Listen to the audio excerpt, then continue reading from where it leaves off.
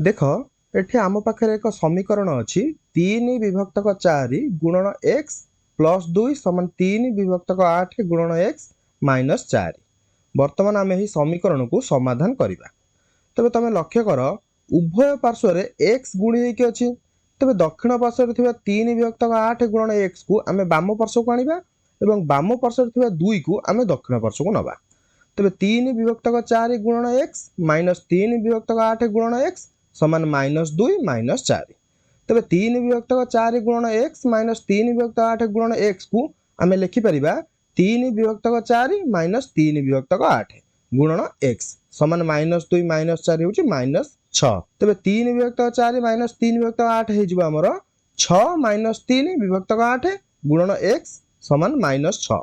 तेज 6 minus 3/8 हूँ 3/8 गुणन x समान -6।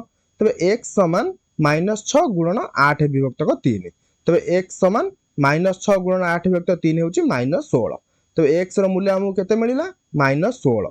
तमे माने चाहिए x जगह -16 को रखिकी परीक्षा करी देखि परिबो। ठीक अछि।